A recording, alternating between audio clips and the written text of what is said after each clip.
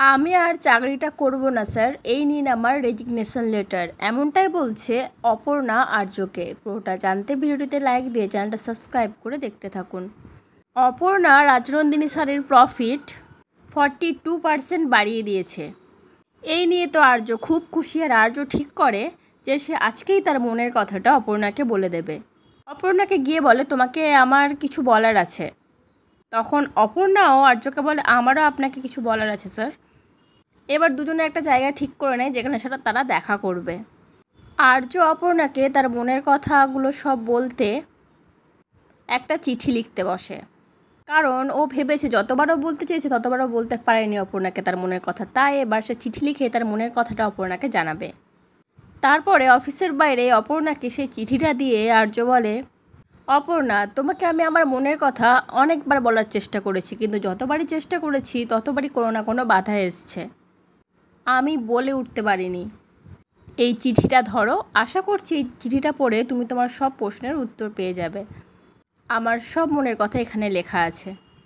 অপর্ণা ইতস্তত করে সেই চিঠিটা নেয় না, বলে, স্যার ওটা এখন আপনার কাছেই রাখুন, তার আগে আমার এই চিঠিটা দেখুন, আমি বলে একটা খাম এগিয়ে দেয় আর্যর দিকে।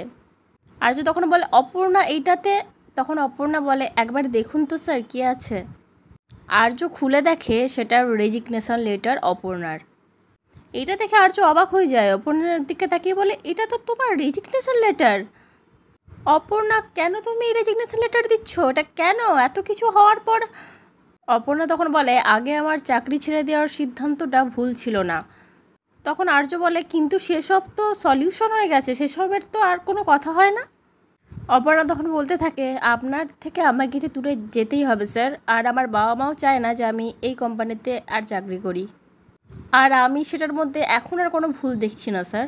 তাই আর্য অপর্ণার কথায় অবাক হয়ে তাকিয়ে থাকে অপর্ণার দিকে, চোখে একরাশ জল। তখন অপর্ণা আর্যর দিকে তাকিয়ে বলে, আর কিছু বলার নেই স্যার, আমার সিঙ্কোরাই গ্রুপ অফ ইন্ডাস্ট্রি থেকে আমি অনেক কিছু ভালো মুহূর্ত কাটিয়েছি, সেগুলো নয় থাক আমার সাথে, সেই সব নিয়েই আমি চাকরিটা ছেড়ে দিতে চাই স্যার। স্যার আসি, এই বলে অপর্ণা চলে যায়। তখন আর্য বলে, অপর্ণা, আমাদের কি আর কোনো দিন দেখা হবে না? তখন অপর্ণা বলে, হতেও পারে স্যার, আবার নাও হতে পারে, এটাই আমাদের ভবিতব্য, মেনে নিন এটাকে। এইভাবে তো আর চলতে পারে না স্যার। আর্য তখন বলে, কেন, কিভাবে, কি হয়েছে? তখন অপর্ণা বলে, স্যার আমাকে নিজের পায়ে দাঁড়াতে হবে, কিন্তু সেটা আপনার কোম্পানি থেকে সম্ভব নয়। আমি নিজেকে আবারও প্রমাণ করতে চাই, কিন্তু অন্য কোম্পানি থেকে, অন্য জায়গা থেকে, আপনার কোম্পানি থেকে নয় স্যার। আর আমি যে শুধু নিজেকে প্রমাণ করেছি আজকে সেটা নয়, আপনি যে আমাকে এই পোস্টটা দিয়ে ভুল করেননি, আমাকে প্রমোশন দিয়ে ঠিক কাজ করেছেন, সেটাই আমি সবার সামনে প্রমাণ করে দিয়ে গেলাম স্যার। ঠিক আছে স্যার, এই কথাগুলোই বলার ছিল আপনাকে, এবার আমি আসি স্যার। অপর্ণা সেখান থেকে চলে যেতে চাইলে আর্য বলে, তুমি কি কোনো কোম্পানি থেকে অফার পেয়েছো চাকরির?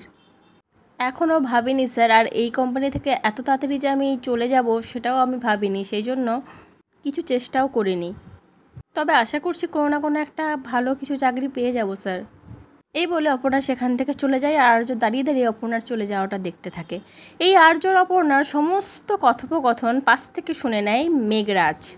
তারপরে কাউকে ফোন করে কিছু একটা বলতে শোনা যায় মেঘরাজকে।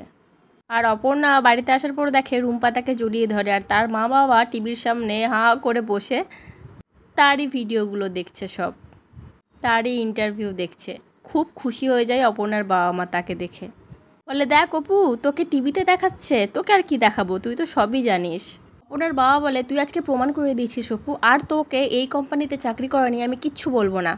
তখন অপর্ণা জানায়, বাবা, চাকরিটা আমি ছেড়ে দিয়েছি। এটা শুনেই তার বাবা মা অবাক হয়ে তার দিকে তাকিয়ে থাকে। তো পরবর্তী আপডেট নিয়ে তাড়াতাড়ি আসছি, সঙ্গে থেকো, সাথে থেকো, চ্যানেলটা সাবস্ক্রাইব করে দিও। ধন্যবাদ।